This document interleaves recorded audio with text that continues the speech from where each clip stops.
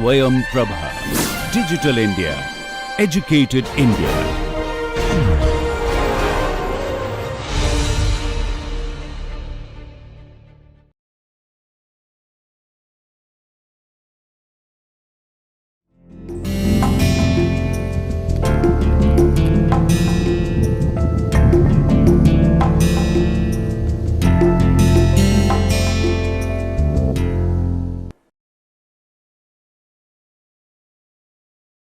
नमस्कार प्रिय छात्रों, आज हम अपने कोर्स टाइटल अप्लाइड साइकोलॉजी यानी व्यवहारिक मनोविज्ञान के लेक्चर नंबर 17वें सत्र की आज शुरुआत कर रहे हैं और हमारे इस सत्र का टाइटल है साइकोलॉजी ऑफ क्राइम विक्टिम्स। और अपने पिछले सत्र में यानी सत्र नंबर 16 में हमने ये समझने का प्रयास किया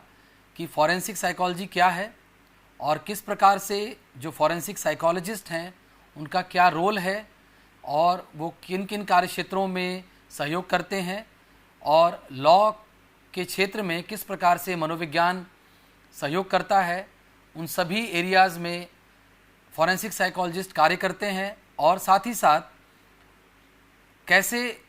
और कौन से वो गुण हैं या क्वालिटीज़ हैं या कॉम्पिटेंसीज़ हैं जो एक फॉरेंसिक साइकोलॉजिस्ट में होनी चाहिए,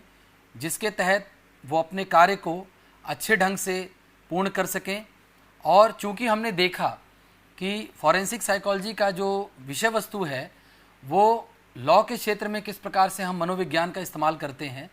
और किस तरह से मनोवैज्ञानिक थियरीज़ और प्रिंसिपल्स का इस्तेमाल करके या उनके सहयोग से हम लॉ के क्षेत्र में जो एक बेटर जस्टिस सिस्टम है हम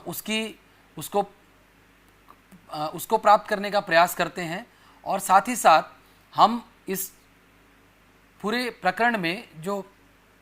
विक्टिम्स होते हैं यानी जिनके साथ वो घटना होती है, वो पीड़ित लोग जिनके साथ किसी प्रकार का अन्याय हुआ हो, कोई क्राइम हुआ हो, तो इस तरह के जो लोग होते हैं उनकी अपनी एक साइकोलॉजी होती है, उनकी अपनी कुछ समस्याएं होती हैं जो कई बार वो केवल व्यक्तिगत तौर पर उसको महसूस करते हैं और वो उसको सबसे ओपनली शेयर भी नहीं कर पाते। तो ऐसे बहुत सारे मुद्दे हैं, ऐसे बहुत सारी परेशानियां हैं जिससे इस तरह के लोग जिनके साथ कोई क्राइम हुआ है या उन्होंने कोई क्राइम एक्सपीरियंस किया है या ऑब्ज़र्व किया है वो उसके साथ वो जूझते हैं। तो इस प्रकार की जो भी उनकी समस्याएं हैं वो भी हम कहीं ना कहीं कह सकते हैं कि जो फॉरेंसिक साइकोलॉजी है उसका एक महत्वपूर्ण विषय वस्तु है। और ऐसे में हमारे लिए जो साइकोलॉजी ऑफ क्राइम विक्टिम्स है उसकी चर्चा करना, उसको समझना अनिवार्य भी है और कहीं ना कहीं हमारे लिए एक फॉरेंसिक साइकोलॉजी के क्षेत्र में एक ज़रूरी कदम भी है, जिससे कि हम एक बेहतर समझ बना सकें कि जो विक्टिम्स होते हैं किसी भी क्राइम के वो किस प्रकार से उनकी समस्याएं, उनका जो नेचर है और जो उनकी समस्याएं किस प्रकार से उनको हम समझने का प्रयास कर सकते हैं और किस तरह से उनका ध्यान दिया जाना चाहिए। तो इन सभी बिंदुओं पर आज हम अपने इस सत्र में चर्चा करेंगे। तो जो पहला हमारे इस सत्र का जो टॉपिक है वो है ये जानना कि क्रिमिनल विक्टिमाइजेशन क्या होता है, यानी आपराधिक उत्पीड़न। किसी भी व्यक्ति के लिए being the witness to or a victim of a traumatic event leads to physiological and psychological effects on the body. यानी इसका तात्पर्य यहाँ पर यह है कि जब भी किसी व्यक्ति के साथ किसी भी प्रकार का कोई क्राइम होता है या कोई भी ऐसी घटना होती है जो कि हम जिसको लॉफुली एक क्राइम की संज्ञा दे सकते हैं, तो हम ये कहते हैं कि उससे उस व्यक्ति के दो सबसे महत्वपूर्ण उस व्यक्ति पे प्रभाव पड़ते हैं, एक साइकोलॉजिकल और दूसरा फिजियोलॉजिकल। फिजियोलॉजिकल जो प्रभाव पड़ते हैं वो कहीं ना कहीं प्रकट रूप से हमें दिखाई देते हैं। यदि उसके शरीर पे कोई चोट है, कोई फिजिकल इंजरी है, कोई जो उसको अगर इसकी वजह से किसी भी प्रकार का फिजिकल हार्म हुआ है तो वो सभी हमें विजिबल होगा, उसके बारे में हम प्रकट रूप से देख सकेंगे। साथ ही साथ उसकी बॉडी में कुछ फिजियोलॉजिकल चेंजेस भी होंगे उस घटना के कारण, चाहे वो उसकी बॉडी में कुछ ऐसे हम कह सकते हैं स्ट्रेसफुल जो सिचुएशंस हैं, क्योंकि क्राइम की जो घटनाएं होती हैं वो यूजुअली हमारे अंदर एक प्रकार का स्ट्रेस रिस्पॉन्स जनरेट करती हैं, तो उससे रिलेटेड जो फिजियोलॉजिकल चेंजेस हैं बॉडी में वो भी देखने को मिलते हैं। लेकिन जो सबसे महत्वपूर्ण इसमें हम कह सकते हैं कि साइकोलॉजी के दृष्टिकोण से वो है जो साइकोलॉजिकल सिम्टम्स एक व्यक्ति में देखने को मिलते हैं। और अगर इसको सामान्य रूप से अगर हम कहें तो आप देखें कि यदि किसी के साथ किसी भी प्रकार की कोई घटना होती है, कोई क्राइम होता है, तो ऐसे में वो व्यक्ति उस अपराध के बाद यानी उसके साथ जो घटना हुई है, अपराध की घटना हुई है, उसके बाद वो मानसिक रूप से बहुत ज़्यादा प्रभावित हो जाता है और कई बार वो अपनी जो नॉर्मल फंक्शनिंग है, जो रूटीन लाइफ है, चाहे वो फैमिली लाइफ हो या वो उसकी सोशल लाइफ हो या उसकी पर्सनल लाइफ हो, उसकी जो ओवरऑल जो हम कह सकते हैं कि जो लाइफ है वो डिस्टर्ब हो जाती है और उस व्यक्ति का मोटिवेशन, उसकी अंदर इमोशनल डिस्टर्बेंसेस हम कह सकते हैं कि देखने को मिलते हैं।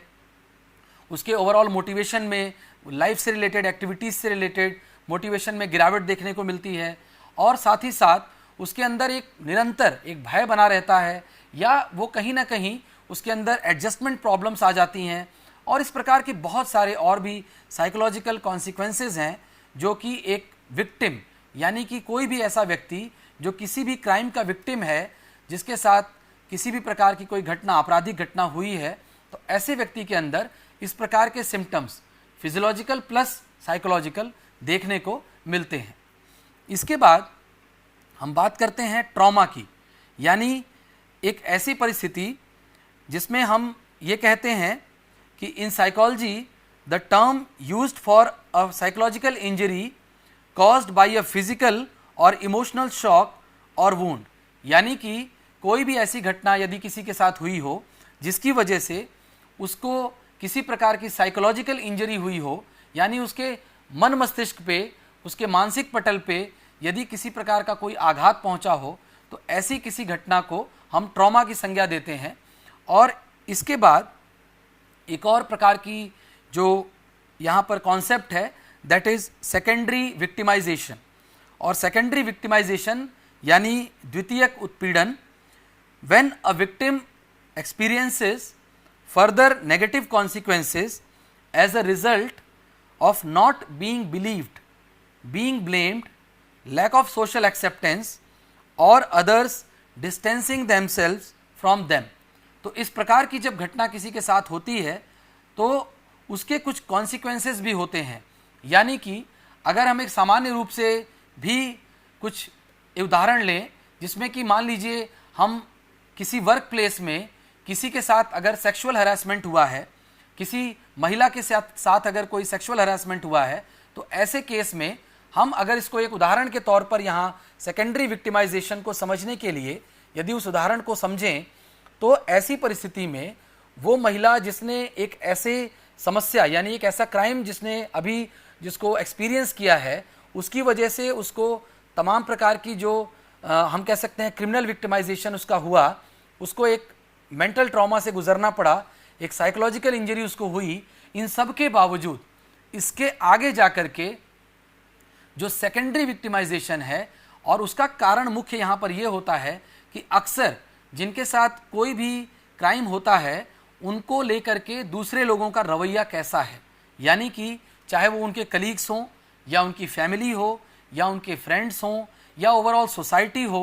या वो मीडिया हो या वो कोई भी उस व्यक्ति से जुड़े हुए लोग जो उसको प्रभावित कर सकते हैं या उसके कहीं ना कहीं हम कह सकते हैं जो उसके अनुभव हैं उस क्राइम से संबंधित, उसको वो और ज़्यादा नेगेटिवली उसको प्रभावित कर सकते हैं। तो इस प्रकार के जितने भी हमारे आसपास जो फैक्टर्स हैं, चाहे वो इंडिविजुअल लेवल पे हों, चाहे वो सोसाइटी के लेवल पर हों या वो चाहे फैमिली के लेवल पर हों या वो वर्क प्लेस के लेवल पर हों, ये सभी जो फैक्टर्स हैं ये कहीं ना कहीं हमारे इन जो ट्रॉमा के जो एक्सपीरियंसेस हैं, जो किसी क्राइम से संबंधित हमारे अंदर जो नेगेटिव एक्सपीरियंसेस हैं उनको एलिवेट करते हैं, यानी उनको बढ़ाते हैं। और इस प्रकार से उस व्यक्ति को जो जिसने पहली बार किसी क्राइम का अनुभव किया, यानी उसके साथ कोई क्राइम की घटना हुई और उसकी वजह से उसे कष्ट हुआ, उसे परेशानी हुई, साइकोलॉजिकल डिस्टर्बेंस हुआ, लेकिन उस घटना के बाद जो उसके साथ जो व्यवहार होता है, जो दूसरे लोगों के द्वारा किया जाता है, वो भी कहीं ना कहीं उसके लिए एक परेशानी का सबब बनता है। और ये व्यक्ति हम कह सकते हैं कि पहली बार उस घटना की वजह से, यानी कि उसके साथ जो घटना हुई उसकी वजह से उसने ट्रॉमा एक्सपीरियंस किया, साइकोलॉजिकल इंजरी उसको हुई, उसको परेशानी हुई, मगर दूसरी बार उस घटना के बारे में दूसरे लोगों का जो रवैया था और उनका उस व्यक्ति पर भरोसा न करना, जैसे हमने जो उदाहरण अभी यहाँ लिया उसमें उसमें यदि उस महिला ने जब इस बात को रिपोर्ट किया और उसके बाद उसके कलीग्स ने उसकी बात का समर्थन नहीं किया या उसकी बात पर भरोसा नहीं किया या कहीं ना कहीं ये कहा कि तुम्हारे साथ जो हुआ उसके लिए तुम खुद जिम्मेदार हो, इस प्रकार की जो एक हम कह सकते हैं कि जो लोगों के द्वारा जो एक बिहेवियर यदि ऐसा किया जाए तो उस महिला को डबल विक्टिमाइजेशन यानी दूसरी बार भी उसका उत्पीड़न होगा, यानी कि दूसरी बार उसको पुनः उन सभी परेशानियों का सामना करना पड़ेगा। तो यहाँ पर एक बार तो उस घटना की वजह से और दूसरी बार उस घटना को लेकर के जो दूसरे लोगों का रवैया है, सोसाइटी का जो एटीट्यूड है, जो हमारे आसपास जो चीज़ें हैं, चाहे वो कलीग्स हैं, चाहे फैमिली हो, चाहे फ्रेंड्स हों, उन सभी का हमारे प्रति जो व्यवहार है वो भी उस घटना को उसकी हम कह सकते हैं पुनरावृत्ति करता है या हमारे एक्सपीरियंसेस को और ज़्यादा नेगेटिव बनाता है। तो ऐसे में जो क्राइम विक्टिम्स हैं उनके लिए उस घटना के साथ साथ उस घटना के बाद होने वाले जो कॉन्सिक्वेंसेस हैं वो भी उतने ही मुश्किल या उतने ही पीड़ादायक हो सकते हैं। इसके बाद हम बात करेंगे कुछ ऐसे अपराधों की, यानी कि कुछ ऐसे पर्टिकुलर क्राइम्स जिनकी एक विशेष प्रकार की उनके साथ हम कह सकते हैं साइकोलॉजिकल प्रॉब्लम्स एसोसिएटेड हैं। और उसमें पहला है sexual assault, a sexual contact with another person without their consent can include an indecent attack,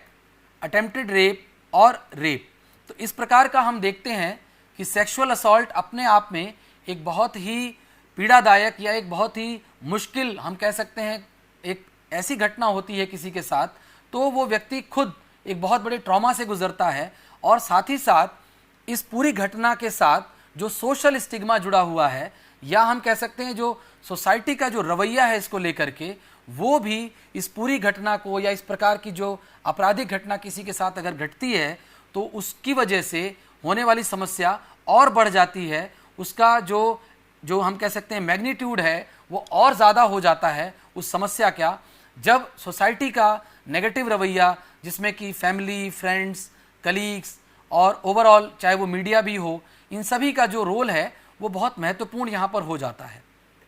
इसके बाद हम देखते हैं एक और महत्वपूर्ण बिंदु है इसी से संबंधित सेक्सुअल असॉल्ट से, एंड दैट इज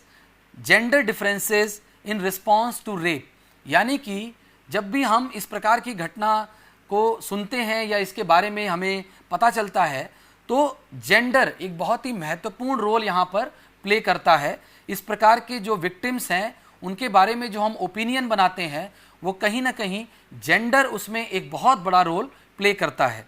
और जो रेप की जो घटना है जिसको इस प्रकार से हम परिभाषित कर सकते हैं that rape is any unlawful sexual intercourse with another person without their consent,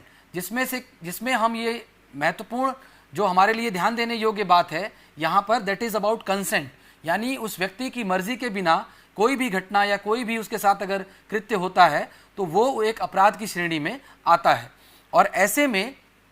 जो जेंडर है वो यहाँ पर एक बहुत ही महत्वपूर्ण रोल प्ले करता है। अगर हम देखें तो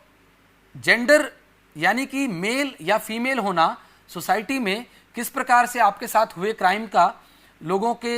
मन में जो उसको लेकर के ओपिनियन बनता है या आपके प्रति जिस तरह से लोग व्यवहार करते हैं या उस विक्टिम के प्रति किस प्रकार से लोग सिंपैथेटिक होते हैं या उसको ब्लेम करते हैं या उसको लेकर के उनके मन में कैसे विचार आते हैं, किस प्रकार का रिस्पॉन्स आता है, ये सभी जेंडर इसमें एक बहुत बड़ा रोल प्ले करता है। और यहाँ पर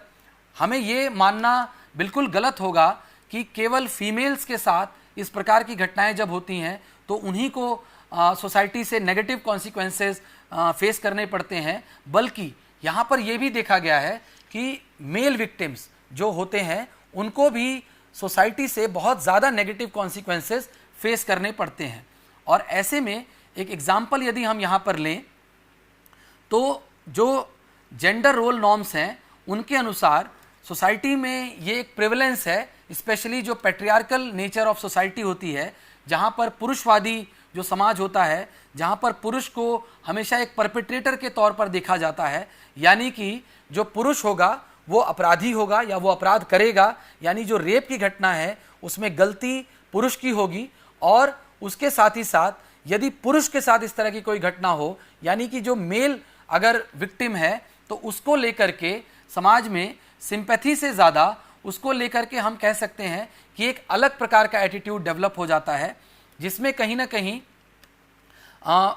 एक ऐसा उसके साथ व्यवहार लोग करेंगे या उसको इस प्रकार का ये डर होता है कि लोग उसकी बात को विश्वास नहीं करेंगे, या कहीं ना कहीं उसको ये समझाने का या बताने का प्रयास करेंगे कि मेल होने के नाते तुम्हारे साथ ये कैसे हो सकता है, यानी कि इस प्रकार की घटना एक मेल के साथ अगर हो रही है तो यानी कि आपके मैस्कुलिनिटी पे एक प्रश्न चिन्ह लगता है। तो इस प्रकार का जो एटीट्यूड है, जिसमें कि ये जो एक हम फ्रेज सुनते हैं कि जो लड़के होते हैं या जो मेल होते हैं वो बहुत ही मजबूत होते हैं, या वो रोते नहीं हैं, या वो अपनी परेशानियों से वो बहुत ज़्यादा प्रभावित नहीं होते। तो इस प्रकार के जो फ्रेजेस हैं जिसमें कि एक बिग बॉयज़ डोंट क्राई, या लड़के हो करके रोते हो, इस प्रकार की जो ये सभी जो धारणाएं हैं समाज में, या जो इस प्रकार के जो जेंडर नॉर्म्स हम कह सकते हैं कि होते हैं,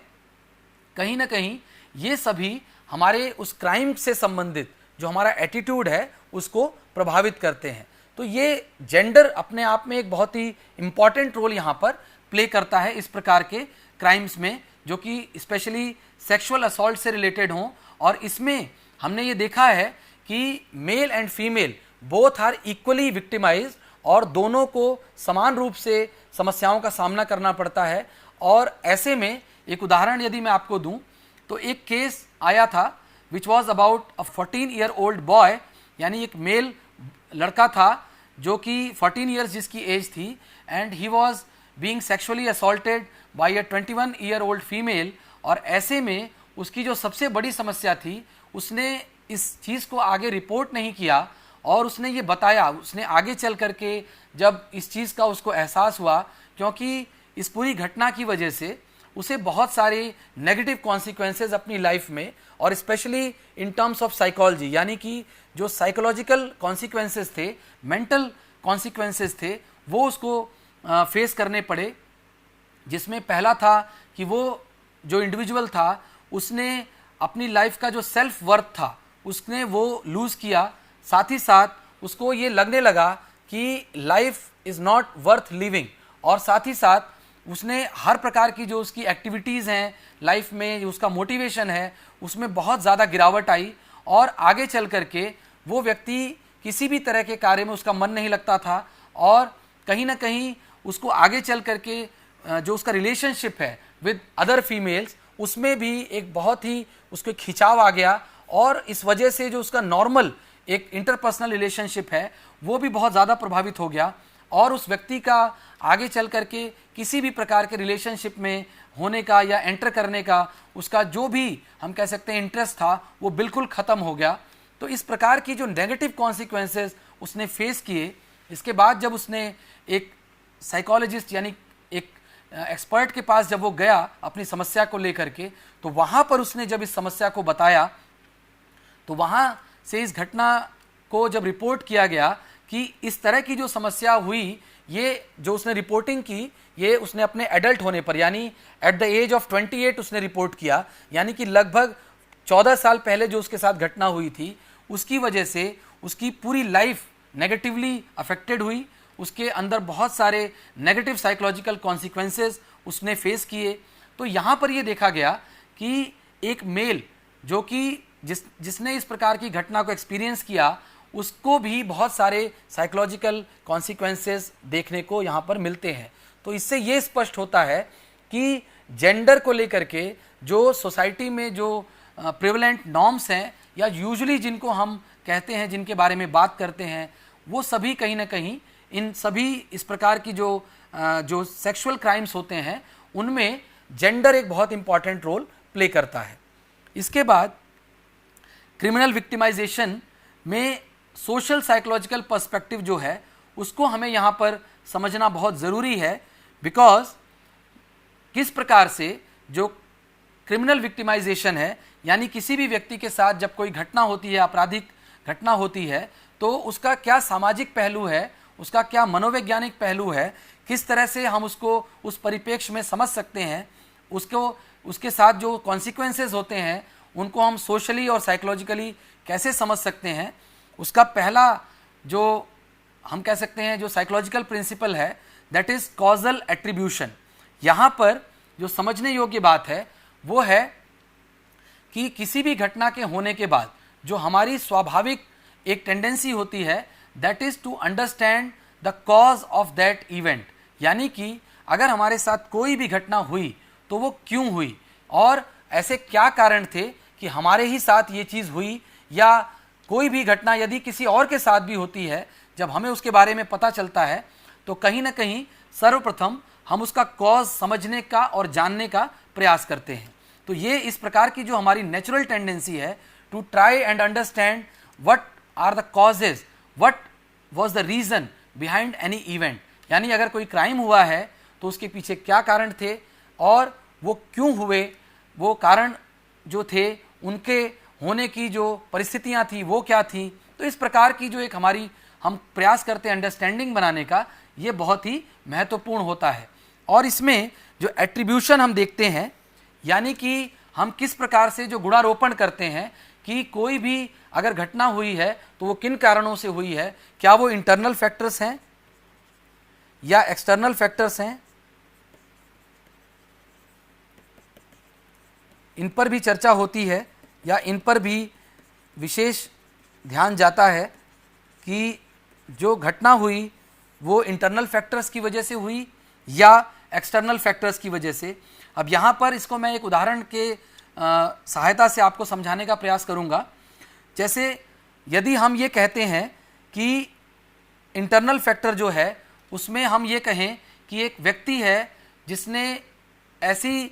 उसका व्यवहार ऐसा है, यानी उसका जो हम कह सकते हैं कि वो सबके साथ फ्रेंडली बात करना, किसी के साथ भी हंसी मजाक करना और इस तरह की जो उसकी हम कह सकते हैं कि जो क्वालिटीज़ हैं, इंडिविजुअल क्वालिटीज़ हैं या पर्सनैलिटी है, अगर वो कहीं ना कहीं उसके साथ जो हुआ क्राइम है वो उसके पीछे हम फैक्टर उसको मानते हैं। हालांकि यहाँ पर मैं इसको पूर्व में ही स्पष्ट करना चाहता हूँ आप सभी से, सभी विद्यार्थियों के लिए ये समझना यहाँ पर बहुत महत्वपूर्ण है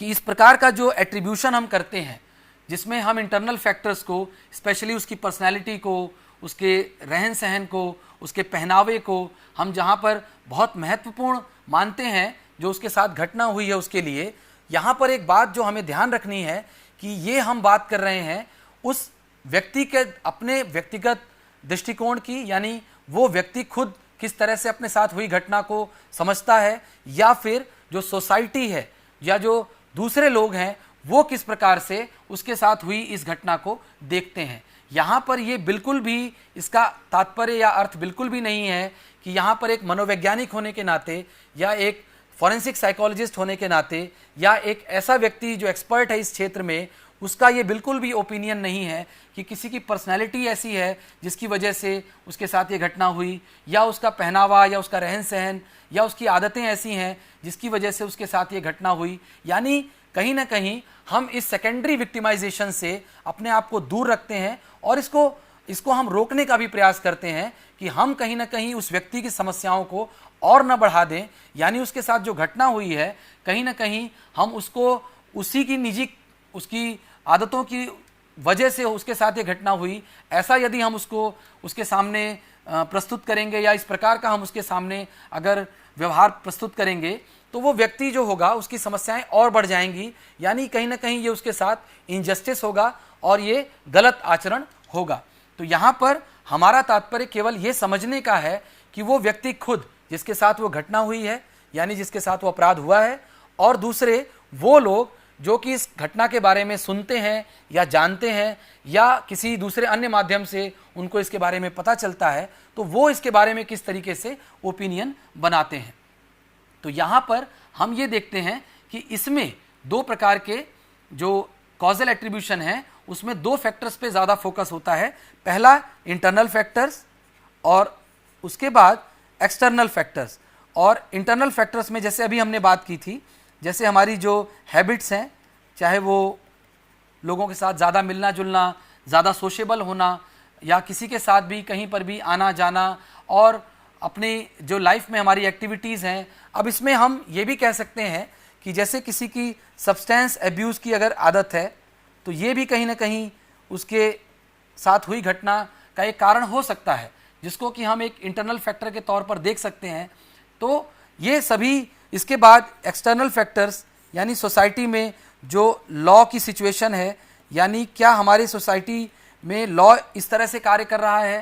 कि जो अपराधी हैं या जो लोग हैं उनके मन में लॉ को लेकर के एक बहुत ही अलर्टनेस है, यानी वो जानते हैं कि अगर उन्होंने कुछ गलत किया तो लॉ के तहत उनको सज़ा होगी, या फिर लॉ की कहीं ना कहीं ये कमी हो रही है सोसाइटी में। एक परसेप्शन की बात यहाँ पर हो रही है कि अगर लोगों को ये लगे कि वो कोई भी घटना करके आसानी से उससे बच सकते हैं, तो इस प्रकार की अगर एक हम कह सकते हैं एक सिचुएशन क्रिएट हो रही है या एक परसेप्शन समाज में क्रिएट हो रहा है, तो कहीं ना कहीं ये भी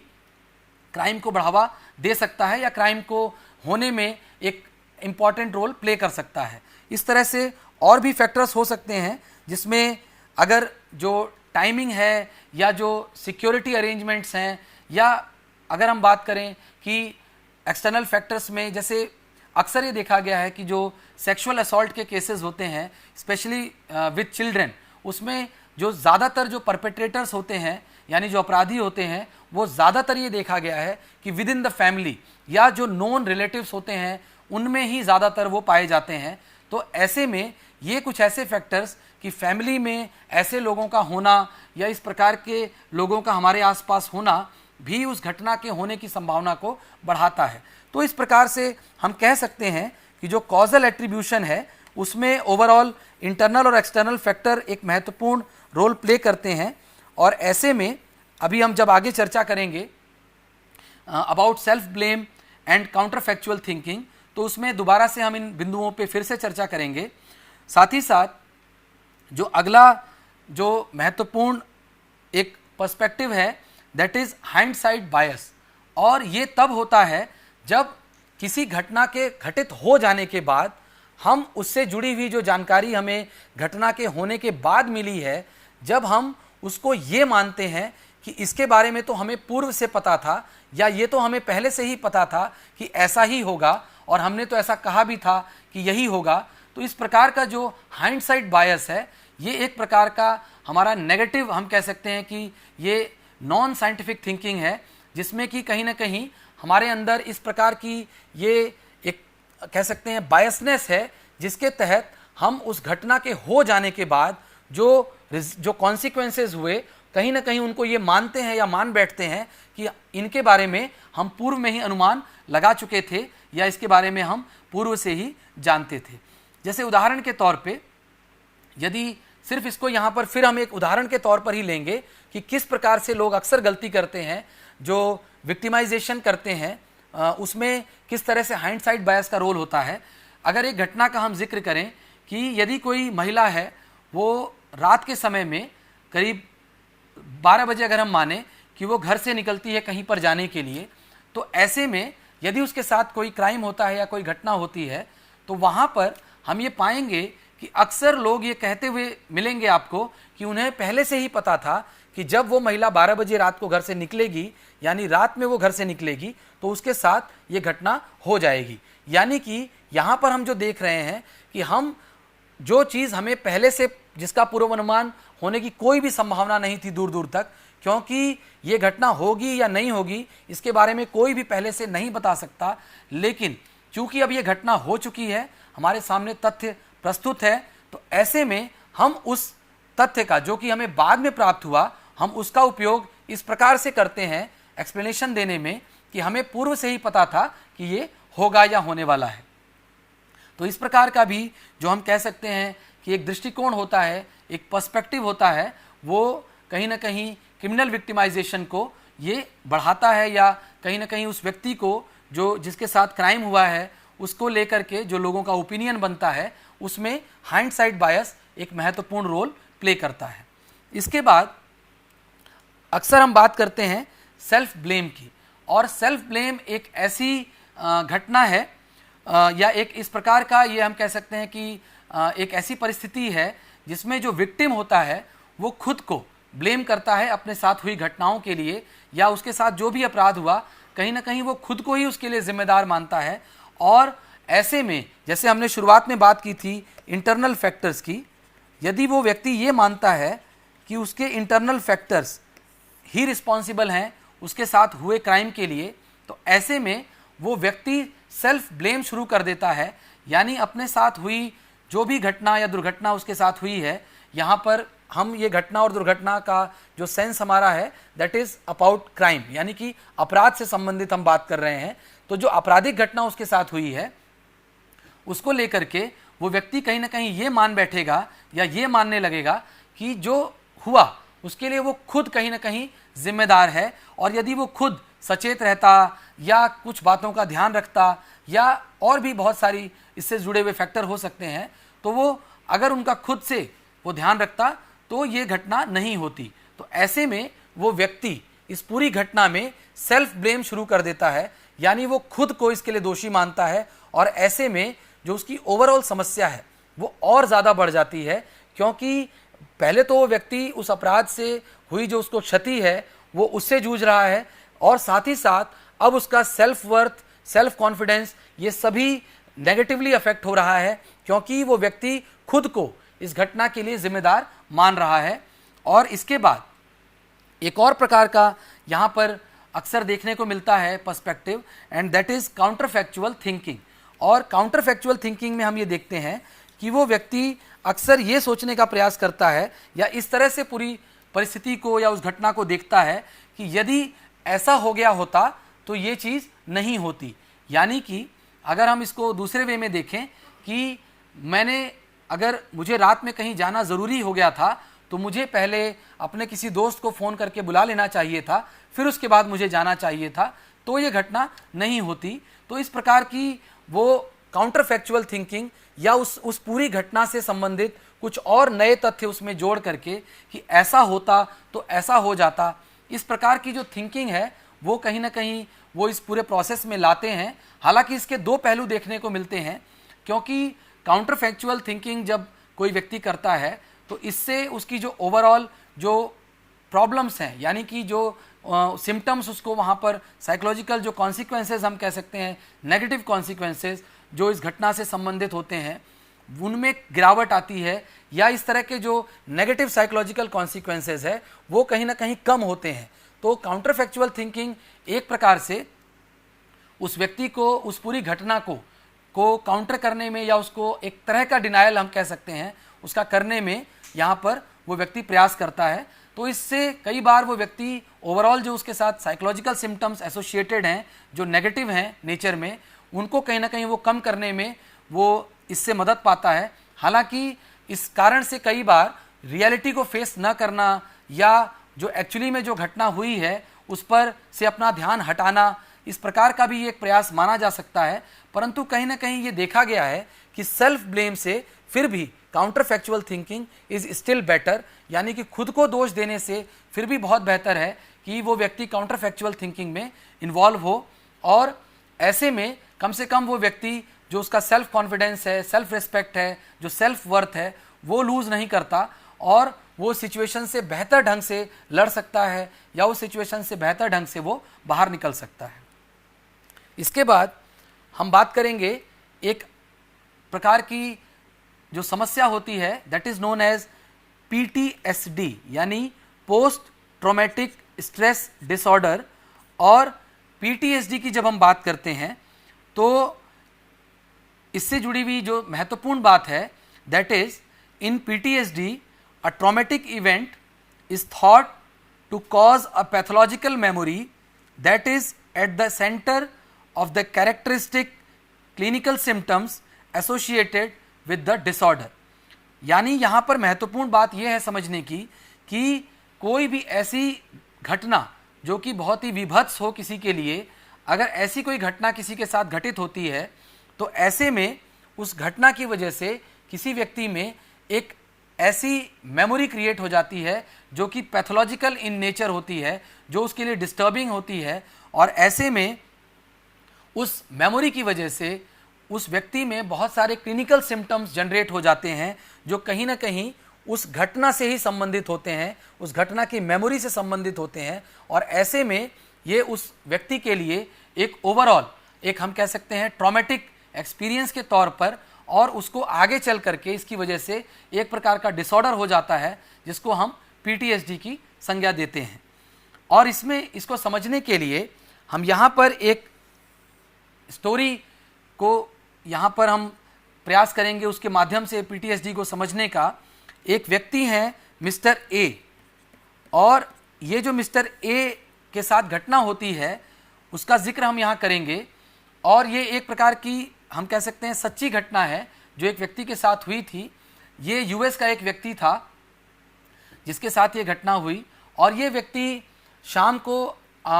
जो मार्केट से अपने घर की तरफ जा रहा था, और रास्ते में कुछ युवकों ने, यानी कि कुछ एक यूथ का एक ग्रुप था 5-6 लोगों का, और उन्होंने इसको रोका और उसके बाद गन पॉइंट पर इस व्यक्ति को अपने साथ कार में बिठा लिया, यानी कि उसका एब्डक्शन किया, उसको एक तरह से अगवा किया वहाँ से, और उसको अपने साथ एक दूर क्षेत्र में लेकर गए जो कि एक सुनसान एरिया था, एक रेगिस्तान का एरिया था। और वहाँ पर ले जाने के बाद वहाँ पर उन्होंने इस व्यक्ति की पूरी तरह से हम कह सकते हैं कि उसकी लूटपाट की, उसके पास जो भी मौजूद था पैसे और जिस भी प्रकार के जो भी, चाहे वो मोबाइल या घड़ी या जो भी उसके पास सामान था, पहले वो उससे छीन लिया। उसके बाद उन्होंने उसके पर्स में उसकी जो डिटेल्स थी, चाहे वो उसकी फैमिली डिटेल्स हों या उससे जो उसका खुद का उसका पर्सनल नाम या उसका ऑक्यूपेशन और उससे जुड़ी हुई जो भी बेसिक डिटेल्स हैं, जो उसमें जो उसके आईडी कार्ड्स मौजूद थे, वहाँ के उसके माध्यम से उन्होंने उसकी बेसिक डिटेल्स निकाल ली। उसके बाद उन्होंने उस व्यक्ति को ट्रॉमेटाइज़ करना शुरू किया, कमेंटिंग करनी शुरू की। उन्होंने उसको उसकी फैमिली को लेकर के, उसके बच्चों का नाम लेकर के, उसकी पत्नी का नाम लेकर के उसको अब्यूज़ किया। देन उसके ऑक्यूपेशन से संबंधित उसको अब्यूज़ किया। देन फाइनली इसके बाद भी उन्हें उसके बाद और उसको फर्दर असॉल्ट किया, और उसको उन्होंने बहुत ज़्यादा उसकी वहाँ पर उसको फिज़िकल इंजरी दी, यानी उसको बहुत ज़्यादा पिटाई की। और उसके बाद उन्होंने उसको वहाँ पर एक पेड़ से बांध दिया, और ऐसा करने के बाद उन्होंने एक पिस्टल निकाली और पिस्टल उसके हेड पर रखकर उसको कहा कि अब तुम बताओ कि तुम्हारे साथ क्या किया जाए। तो ऐसे में उस व्यक्ति को कुछ नहीं सूझा, और उस व्यक्ति ने कहा कि प्लीज़ मुझे माफ़ कर दीजिए और मुझे प्लीज़ छोड़ दीजिए, मुझे अपने घर वालों के पास जाना है। और वो व्यक्ति को उन्होंने मजबूर किया कि तुम हमारे सामने गिड़गिड़ाओ कि किस प्रकार से हम तुम्हारी जान को बख्श दें, हमसे कुछ ऐसा कहो कि हम तुम्हारी जान बख्श दें या हम तुम्हें न मारें। तो उस व्यक्ति ने जो भी उससे बन पड़ सकता था, हर प्रकार से उसने वहाँ पर इस केस में उनसे गुहार लगाई या उनसे एक प्रकार से उसने अपनी जान की भीख मांगी। तो इस प्रकार की जो पूरी घटना हुई, उसके बाद भी उन लोगों ने उसको उस गन को ट्रिगर दबा दिया। हालांकि ये उनका एक पूरा हम कह सकते हैं कि उसको ट्रॉमेटाइज करने का या उसकी इस परेशानी का के बीच में वो कह सकते हैं उसको और ज़्यादा परेशान करना चाह रहे थे, क्योंकि वो बंदूक जो थी वो खाली थी, और खाली बंदूक से वो केवल उसको डराना चाहते थे, और वो उसको रियली में मारना नहीं चाहते थे, परंतु वो उसको उतना ज़्यादा डरा देना चाहते थे। और कहीं ना कहीं हम ये कह सकते हैं कि वो इस प्रकार के लोग रहे होंगे जो कि क्रिमिनल माइंडसेट के या उस सिचुएशन को एंजॉय कर रहे थे कहीं ना कहीं। तो उन्होंने उसके बाद देखा कि किस प्रकार से उस व्यक्ति ने उसको अपने इस पूरी घटना के बाद वो व्यक्ति बहुत ज़्यादा डर जाता है, और उसके बाद वो उसको वहाँ उस पेड़ से जो बंधा था उसको खोल देते हैं, और उसके बाद उसको वहीं पर फेंक के वो चले आते हैं। इसके बाद वो व्यक्ति वहाँ के एक नियरेस्ट पेट्रोल पंप के पास जाता है जो कि वहाँ से काफ़ी दूरी पर था। फिर वो वहाँ पहुँचकर पुलिस को फ़ोन करता है, पुलिस आती है, उसकी मदद करती है, उसको हॉस्पिटलाइज़ करती है, उसके घर वालों को बुलाती है, और इस पूरे इंसिडेंट के बाद वो व्यक्ति के अंदर एक इस प्रकार की मेमोरी क्रिएट हो गई कि वो इस घटना के खत्म होने के बाद भी उसके अंदर एक ऐसा डर, एक ऐसा रिएक्शन हम कह सकते हैं कि आ गया, जिसके बाद वो कहीं ना कहीं नॉर्मल जो उसकी फंक्शनिंग थी ओवरऑल वो बहुत ज़्यादा प्रभावित हो गई। वो अपने परिवार के साथ बेहतर ढंग से एडजस्ट नहीं कर पा रहा था। वो उसका अपने कार्य में जो जॉब था उसका, उसमें बिल्कुल मन नहीं लग रहा था। वो अपने घर से भी बाहर नहीं निकलना चाहता था। एक प्रकार का डर भी उसके अंदर आ गया था, एक गिल्ट की फीलिंग भी थी। यानी कि ओवरऑल इस पूरी घटना के बाद उस व्यक्ति के अंदर एक प्रकार का ट्रॉमा उसके अंदर घर कर गया, और इसकी वजह से जो स्ट्रेस उसको उत्पन्न हुआ था, उसकी वजह से उसको जो एक्सपीरियंस हो रहा था उसको हम PTSD की संज्ञा देते हैं। और उसके बाद एक बहुत ही लॉन्ग, यानी हम कह सकते हैं कि थेरेपी उस व्यक्ति की हुई, और क्लिनिकल जो एक्सपर्ट था उसके पास निरंतर 2 साल तक जाने के बाद उस व्यक्ति को कहीं ना कहीं अपने इन सिम्टम्स से राहत मिली और इस डिसऑर्डर से उसको उभरने में हेल्प मिली, और कहीं ना कहीं PTSD की इस घटना से वो व्यक्ति बाहर आ सका। तो यहाँ इस पूरी घटना से, इस पूरे एग्जाम्पल से हम ये देखते हैं कि किस प्रकार से एक घटना एक व्यक्ति के अंदर एक ऐसा ट्रॉमा जनरेट कर सकती है, एक ऐसा स्ट्रेस जनरेट कर सकती है कि उसकी वजह से उसकी जो ओवरऑल फंक्शनिंग है, जो उसकी ओवरऑल जो लाइफ है वो डिस्टर्ब हो सकती है। यहाँ पर जो PTSD का क्राइटेरिया है उसकी जब हम बात करते हैं तो इसके लिए जो पहला क्राइटेरिया है that is exposure to actual और थ्रेटेंड डेथ, सीरियस इंजरी और सेक्सुअल वायलेंस। यानी कि जो पहला महत्वपूर्ण क्राइटेरिया है PTSD के लिए that is exposure to actual और threatened death and serious injury और सेक्सुअल वायलेंस। जैसा कि हमने मिस्टर ए के केस में भी देखा कि वहाँ पर उनको एक सीरियस थ्रेट था उनकी लाइफ को। तो ऐसे में इस प्रकार का जो इवेंट है उसका डायरेक्ट जो एक्सपीरियंस है या डायरेक्ट एक्सपोजर वो एक महत्वपूर्ण क्राइटेरिया है PTSD के लिए। Then second is intrusion symptoms, यानी कि इस घटना के हो जाने के बाद इससे एसोसिएटेड नेगेटिव सिम्टम्स, जिसमें नाइटमेयर्स, इंट्रूसिव इमेजेस, यानी उस घटना से संबंधित इमेजेस का बार बार हम कह सकते हैं पिक्चराइजेशन होना उस व्यक्ति के लिए जिसके साथ वो घटना हुई थी। तो इस प्रकार की जो रिकरेंट एक्सपीरियंसिंग है जिसमें वो व्यक्ति ये देखता है या ये महसूस करता है कि ये घटना उसके साथ पुनः हो रही है, या इस प्रकार का जो उस घटना से संबंधित जो फीलिंग्स थी उसको वो फिर से उसके अंदर जनरेट हो रही हैं, चाहे वो इमेजरी के माध्यम से, चाहे वो हम कह सकते हैं कि ड्यूरिंग द स्लीप यानी नाइटमेयर्स के माध्यम से। तो इस प्रकार से जो इंट्रूजन सिम्टम्स हैं उनकी मौजूदगी PTSD का एक प्रमुख क्राइटेरिया होती है। Then persistent avoidance of stimuli associated with the traumatic event, यानी कि कहीं ना कहीं वो व्यक्ति उस ट्रॉमेटिक घटना से जुड़े हुए जितने भी स्टिमुलस हैं उनको वो अवॉइड करना शुरू कर देता है, और एक उसमें निरंतरता होती है उसकी अवॉइडेंस में। यानी कि जिस जगह पर या जिस परिस्थिति में उसके साथ वो घटना हुई थी, कहीं ना कहीं वो उस जगह पर जाना या उस काम को करना वो छोड़ देगा या पूरी तरह से अवॉइड कर देगा। जैसे अगर हम मिस्टर ए की बात करें तो after this incident mister A ने पूरी तरह से घर से निकलना छोड़ दिया और वो मार्केट भी नहीं जाते थे। तो इस प्रकार से हम ये देखते हैं कि उस ऐसी घटना से जुड़े हुए जो भी वहाँ पर स्टिमुलस थे या जो भी कारणों से या उस समय जो उससे एसोसिएटेड थे इवेंट्स, उन सभी को वो व्यक्ति पूरी तरह से इग्नोर कर देता है या अवॉइड कर देता है। तो इससे में उसकी नेक्स्ट जो उसकी नॉर्मल फंक्शनिंग है वो प्रभावित होती है। इसके बाद negative alterations in cognition and mood associated with the traumatic event, यानी कि उस व्यक्ति के जो मूड है और जो उसका कॉग्निशन है यानी जो उसकी सोच है, जो उसका थिंकिंग प्रोसेस है, कहीं ना कहीं उसमें नेगेटिव अल्टरेशंस आ जाते हैं और वो व्यक्ति ज़्यादातर नेगेटिव कॉन्सिक्वेंसेस के बारे में ही सोचता है और ट्रॉमेटिक इवेंट से जुड़े हुए जो उसको जो नेगेटिव थॉट्स हैं वो बार बार उसके दिमाग में आते रहते हैं या चलते रहते हैं। इसके बाद there is a marked alteration in arousal and reactivity associated with the traumatic event, यानी कि उस ट्रॉमा से जो उस ट्रॉमा जो उसने फेस किया था उससे संबंधित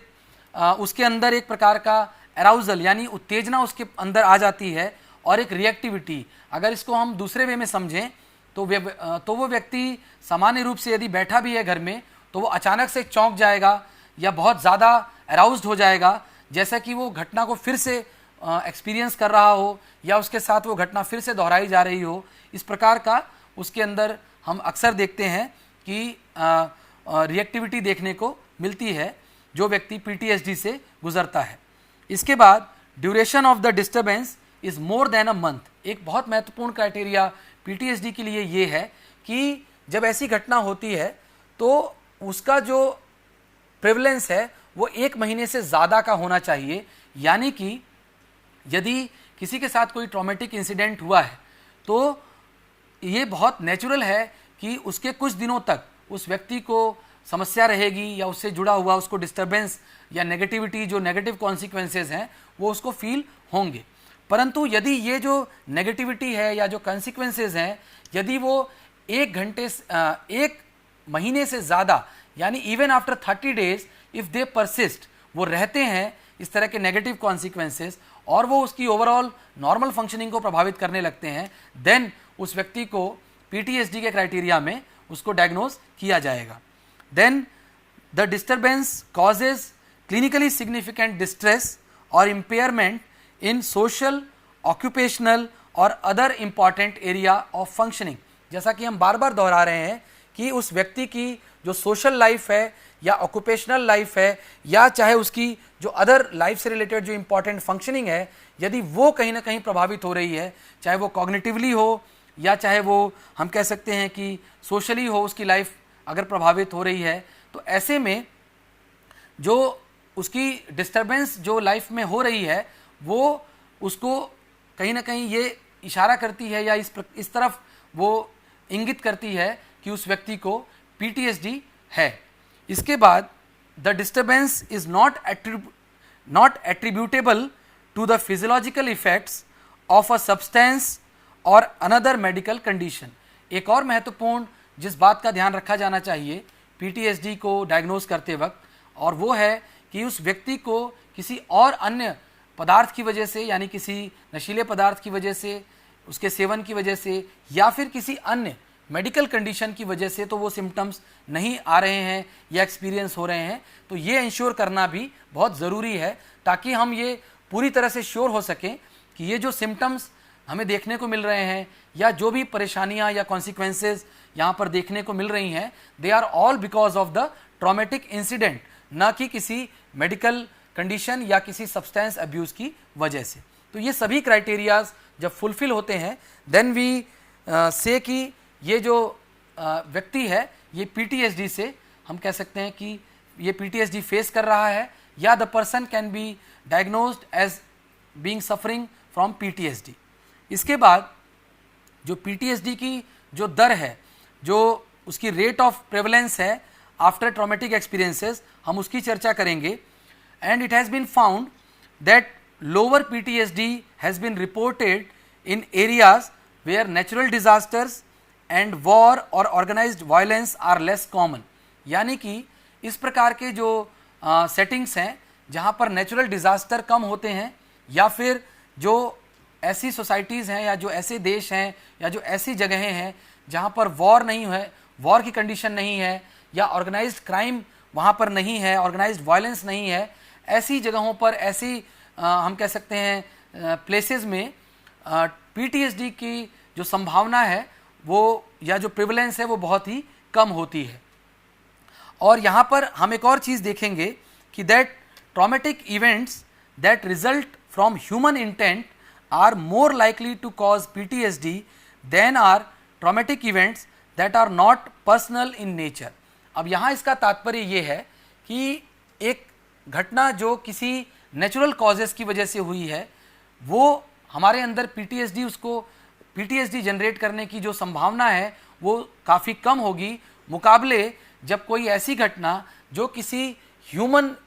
के द्वारा जनरेट की गई हो या उसमें किसी ह्यूमन का रोल हो, वो घटना हमारे अंदर ज़्यादा हम कह सकते हैं स्ट्रेस जनरेट करेगी और उसकी वजह से पीटीएसडी होने की संभावना ज़्यादा होगी। अगर हम इसको एक उदाहरण के तौर पर समझने का प्रयास करें तो एक उदाहरण है जहाँ पर हम कहते हैं कि एक ऐसा क्षेत्र है मिडिल ईस्ट जहाँ पर अक्सर ये देखा गया है कि वहाँ डिस्टर्बेंसेस बहुत ज़्यादा होती हैं। यूजुअली वहाँ पर काफ़ी ज़्यादा क्राइम या violence related to war and other kind of violence वहाँ पर बहुत ज़्यादा प्रिवलेंट है। तो ऐसे में जब एक व्यक्ति एक बॉम्ब अटैक या किसी प्रकार का जो बॉम्ब एक्सप्लोजन एक्सपीरियंस करता है, उसकी वजह से जो उसको ट्रॉमा होता है वो बहुत ज़्यादा उसकी वजह से पीटीएसडी होने की संभावना होती है। जबकि अगर कोई और ऐसी घटना होती है, सपोज एक नॉर्मल एक्सीडेंट जो रोड एक्सीडेंट है, उसमें भी उसकी लाइफ को उतना ही थ्रेट है, उसके लिए हम कह सकते हैं वो भी उतना ही ट्रॉमेटिक हो सकता है, बट वो कहीं ना कहीं उसमें चूंकि किसी इंडिविजुअल का हैंड नहीं है, जबकि एक बॉम्ब एक्सप्लोजन जो कि एक टेररिस्ट एक्टिविटी के तौर पर हम उसको देख सकते हैं, और कहीं ना कहीं इसके लिए ह्यूमन बीइंग्स जो रिस्पॉन्सिबल हैं उनकी जो इन्वॉल्वमेंट है वो यहाँ पर होती है। तो ऐसे में जहाँ पर भी ह्यूमन इन्वॉल्वमेंट होगा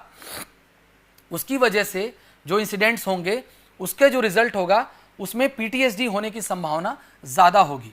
then degree of direct exposure to the traumatic event,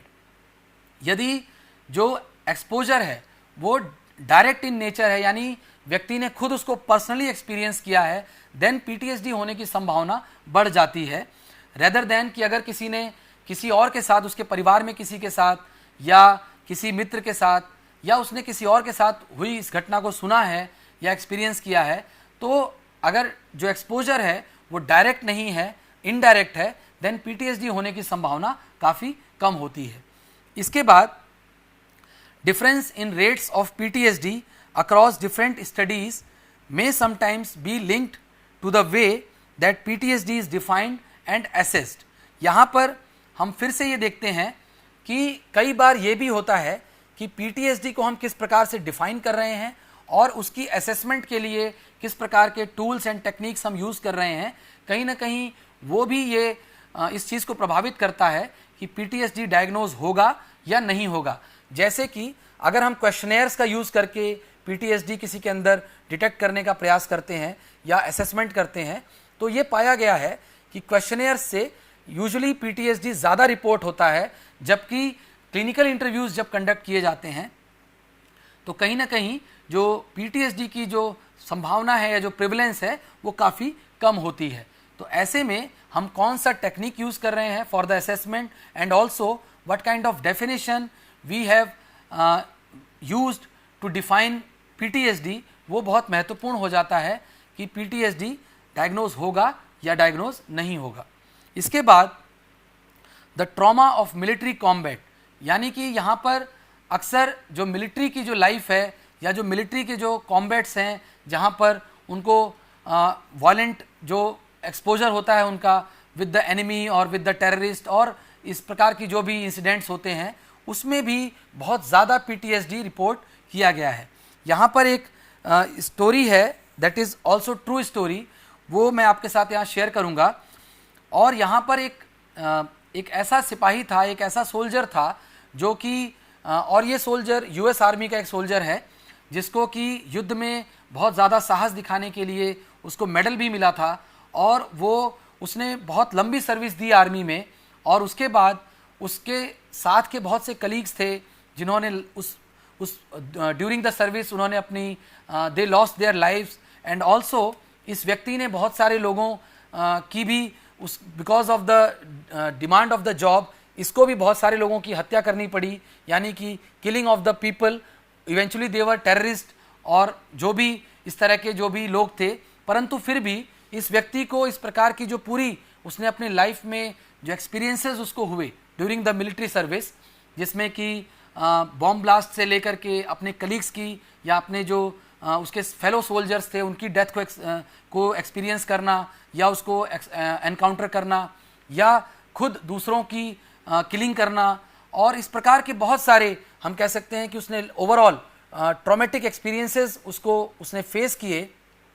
during the service. और उसके बाद वो after this service he came back, वो वापस आता है और अपनी नॉर्मल लाइफ में वो हम कह सकते हैं कि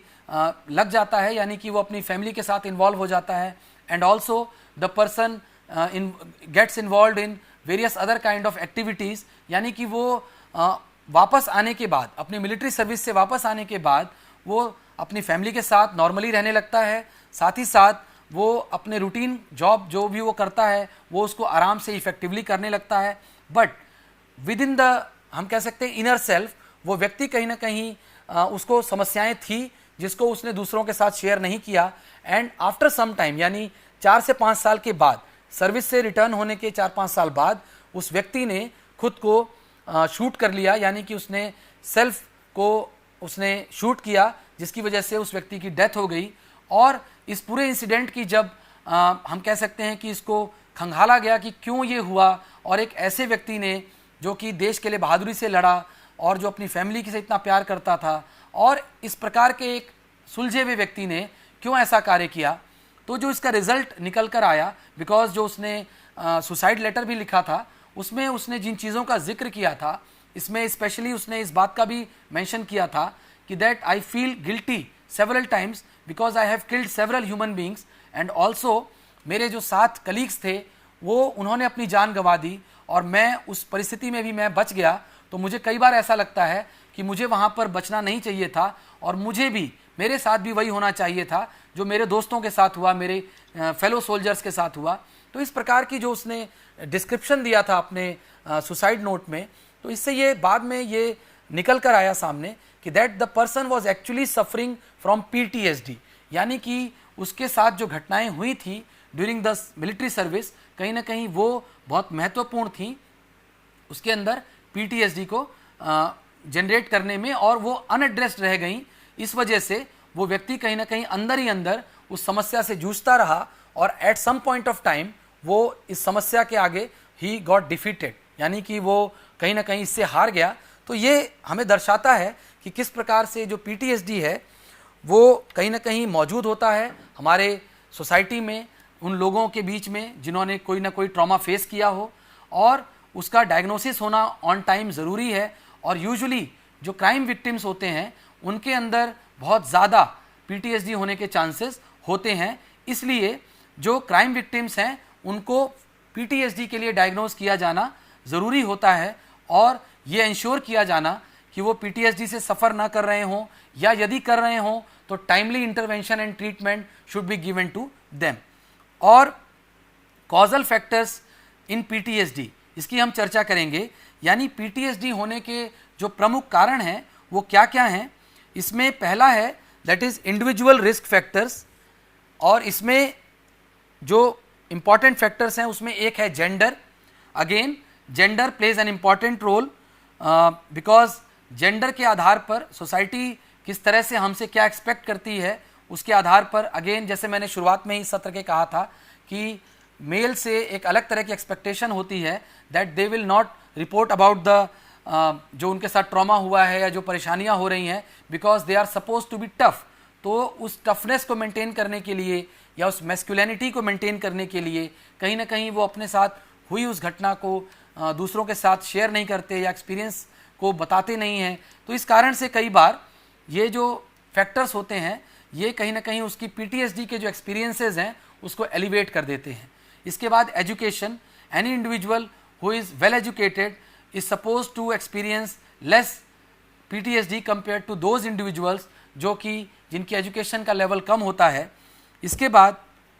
कॉन्डक्ट प्रॉब्लम्स इन चाइल्डहुड, यानी ऐसे इंडिविजुअल्स जिनको अपने चाइल्डहुड में कॉन्डक्ट से रिलेटेड प्रॉब्लम्स रही हों, उनके अंदर भी PTSD के पाए जाने की जो प्रेवलेंसी है दैट इज़ हायर।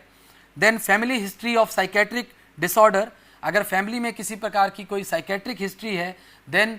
PTSD होने के जो चांसेस हैं वो ज़्यादा होते हैं। अगेन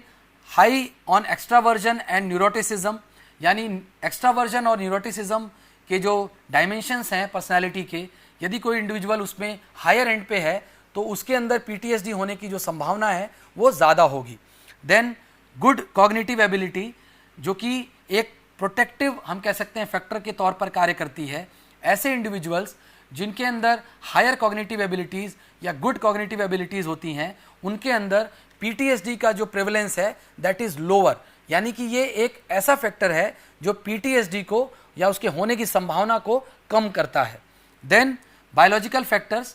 इसमें यूजुअली एक सेरोटोनिन हाइपोथेसिस है विच हैज़ बीन फाउंड कि कुछ इंडिविजुअल्स में इस तरह का एक मैकेनिज्म होता है जिसमें उनका जो एक सेरोटोनिन जो एक ब्रेन के अंदर हमारा पाए जाने वाला केमिकल है उसकी जो मैकेनिज्म है वो इस प्रकार से कार्य करता है कि दैट उनके अंदर PTSD होने की संभावना बढ़ जाती है। देन सोशियो कल्चरल फैक्टर्स, हमारे कुछ ऐसे भी फैक्टर्स हैं स्पेशली हमारे सोशल और हमारे कल्चरल फैक्टर्स जहाँ पर हम ये देखते हैं कि कहीं ना कहीं जो ओवरऑल सपोर्ट हमें मिल रहा है या किस प्रकार का उस ट्रॉमा के होने के बाद हमारा सोसाइटी के अंदर किस तरह का प्रिवलेंस है, ये कहीं ना कहीं हम कह सकते हैं कि उस चीज़ को ये ओवरऑल PTSD होने की जो संभावना है उसको बढ़ाता है। जैसे इसके एग्जाम्पल के तौर पर अगर हम देखें तो इज़राइल एक ऐसी कंट्री है जहाँ पर लगभग सभी को मिलिट्री सर्विस देनी पड़ती है because that is essential for the survival of the country. तो ऐसे में जो इज़राइल में जो लोग रहते हैं वहाँ पर मिलिट्री सर्विस को बहुत ही हाई रिगार्ड में देखा जाता है और ऐसे में एक इंडिविजुअल है जो कि मिलिट्री सर्विस के दौरान वो किसी इंडिविजुअल फैक्टर की वजह से या कारण की वजह से due to the experience of trauma वो PTSD से जब वो हम कह सकते हैं कि उसको डायग्नोज किया जाता है तो he comes back to home, यानी कि वो ड्यूटी बीच में ही छोड़ करके उसको घर भेज दिया जाता है। लेकिन ऐसे में उसकी जो सोसाइटी है, जो उसका आसपास का जो कल्चरल जो प्रिवलेंस है, वहाँ पर चूँकि मिलिट्री सर्विस को बहुत इम्पोर्टेंस दी जाती है तो उस व्यक्ति को सोसाइटी से बहुत ज़्यादा हम कह सकते हैं कि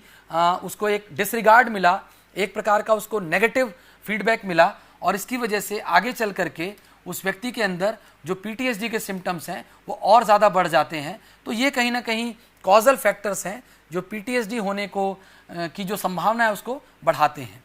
अब हम बात करेंगे एटीट्यूड टुवर्ड्स क्राइम की और यहाँ पर जो बात करते हैं हम that is non reporting of crime. Usually जो इंडिविजुअल्स हैं वो क्राइम को रिपोर्ट नहीं करते because of embarrassment and because of lack of trust on the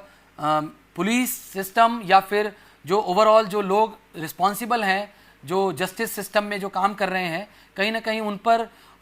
लोगों का फेथ कम होना और ओवरऑल एम्बेरसमेंट की वजह से भी इस तरह की जो नॉन रिपोर्टिंग होती है दैट इज़ हम कह सकते हैं वो पाई जाती है। Then families affected by crime, हम यहाँ देखते हैं कि जो इंडिविजुअल जिसके साथ वो क्राइम हुआ है न सिर्फ वो बल्कि उसकी फैमिली भी कहीं ना कहीं अफेक्टेड होती है उस क्राइम की वजह से, वो भी उसको एक्सपीरियंस करती है, उस क्राइम को एक्सपीरियंस करती है। ऐसे में एक बच्चे का इंसिडेंट है दैट इज़ मैडलिन मैकेन और ये छोटी बच्ची होती है जो कि 3 साल की उम्र में वो खो जाती है या अगवा हो जाती है। चूँकि इसके केस में कभी ये पता नहीं चल पाया कि एक्चुअली में क्या हुआ था, लेकिन उसके पेरेंट्स को इसके लिए बहुत ज़्यादा ब्लेम किया गया बिकॉज उसके पेरेंट्स को इस बात के लिए ब्लेम होता था कि आप एक 3 साल की बच्ची को अकेले कैसे छोड़ सकते हैं और इस वजह से आप रिस्पॉन्सिबल हैं उस बच्ची के साथ जो घटना हुई। तो यहाँ पर हम देखते हैं कि कहीं ना कहीं जो फैमिली है वो भी सफ़र करती है, न सिर्फ इंडिविजुअल बल्कि जो फैमिली है वो भी कहीं ना कहीं क्राइम की विक्टिम होती है। इसके बाद societal attitude towards crime influences reporting, जिसमें हाइपोथेटिकल सीनरीज और इसके बाद एक स्टडी की गई इन दिस रिगार्ड जिसमें ये देखा गया कि पुलिस पर्सनल को एक प्रकार की पिक्चर्स दिखाई गई जहाँ पे हाइपोथेटिकल क्राइम सीन्स क्रिएट करके उनसे उसके बारे में ओपिनियन लिया गया और उसमें ये देखा गया कि कहीं ना कहीं ज़्यादातर जो पुलिस पर्सनल हैं उनके अंदर किसी प्रकार का एक बायसनेस या एक जो बिलीफ या ओपिनियन वो जनरेट कर लेते हैं and because of that they are usually judgemental in their approach और इस वजह से कहीं ना कहीं वो जो उनका एक अपना एटीट्यूड डेवलप हो रहा है टुवर्ड्स द विक्टिम और इस कारण से कहीं ना कहीं जो उनकी ड्यूटी है कहीं ना कहीं वो अफेक्टेड हो रही है और ऐसे में जो विक्टिम है उसके साथ जो प्रॉपर ट्रीटमेंट होना चाहिए वो ना हो करके कहीं ना कहीं उसमें हम देखते हैं कि पुलिस के एंड पर उसमें प्रॉब्लम रहती है या कहीं ना कहीं जो ट्रस्ट की कमी आती है वो इस वजह से आती है। देन स्टीरियोटाइप्स, अगेन सोसाइटी में जो स्टीरियोटाइप्स प्रेवलेंट हैं उसकी वजह से बहुत बार जो विक्टिम्स हैं उनके साथ उन स्टीरियोटाइप्स को एसोसिएट किया जाता है और ऐसे में जो उनका ओवरऑल जो क्राइम का एक्सपीरियंस है या जो क्रिमिनल विक्टिमाइजेशन है वो और ज़्यादा एलिवेट हो जाता है। इसके बाद we have also motivational theories of victim blame, जिसमें कि एक है defensive attribution hypothesis and there is another which is just world theory hypothesis. Defensive attribution hypothesis में हम देखते हैं कि किस प्रकार से जो ओवरऑल जो व्यक्ति है वो कहीं ना कहीं उसके बारे में लोग डिफेंसिव होकर के ये एट्रीब्यूट करते हैं कि जो गलती है, जो क्राइम हुआ है, कहीं ना कहीं उसके लिए वो व्यक्ति खुद जिम्मेदार है, और इस वजह से वो यहाँ पर डिफेंसिव होकर के एट्रीब्यूशन करते हैं, और यानी कि वो उस घटना के लिए कहीं ना कहीं जिम्मेदार मानते हैं उस व्यक्ति को ही। और साथ ही साथ हम बात करते हैं जस्ट वर्ल्ड थियरी की, जिसमें ये देखा गया है कि यूजुअली हमारे पास एक ऐसा परसेप्शन है that the society in which we live is a just society, एक फेयर सोसाइटी है, और ऐसे में जो क्राइम हो रहा है कहीं ना कहीं हम उसको डिनाई करते हैं या उसको एक डिनाइल मोड में रखते हैं कि नहीं, ऐसी कोई घटना नहीं हो सकती या नहीं हुई होगी और ये कोई महत्वपूर्ण घटना नहीं है। तो इस प्रकार का जो हमारा ओवरऑल एटीट्यूड है टुवर्ड्स द विक्टिम, ये कहीं ना कहीं विक्टिम ब्लेम की तरफ हमें ले जाता है, यानी जिस व्यक्ति के साथ घटना हुई है कहीं ना कहीं हम उसे ही ब्लेम करने लग जाते हैं, न कि जो एक्चुअली में घटना हुई है हम उसे कंडेम करते हैं, या जो परपेट्रेटर है या जिसने क्राइम किया है उसको हम, बल्कि यहाँ पर कहीं ना कहीं एक तरह से अपने इस एटीट्यूड की वजह से, चाहे वो डिफेंसिव एट्रीब्यूशन हाइपोथेसिस हो या जस्ट वर्ल्ड थियरी का जो अप्रोच है उसकी वजह से, हम कहीं ना कहीं इस प्रकार के जो क्राइम्स होते हैं उसमें हम विक्टिम को ही ज़्यादा दोषी देखते हैं। तो इस प्रकार का जो ओवरऑल एक एटीट्यूड है that needs to change, and जो साइकोलॉजिस्ट या जो क्लिनिकल साइकोलॉजिस्ट या फॉरेंसिक साइकोलॉजिस्ट जो इस एरिया में काम करते हैं, कहीं ना कहीं वो इन चीज़ों को इंश्योर करते हैं कि जो क्राइम हो रहा है और उसकी वजह से जो लोग प्रभावित हो रहे हैं, जो क्राइम विक्टिम्स हैं, उनके साथ इनजस्टिस ना हो, उनको किसी तरह के और फर्दर नेगेटिव कॉन्सिक्वेंसेस ना फेस करनी पड़े, या चाहे वो सोसाइटी के हम कह सकते हैं की वजह से हो रहे हों या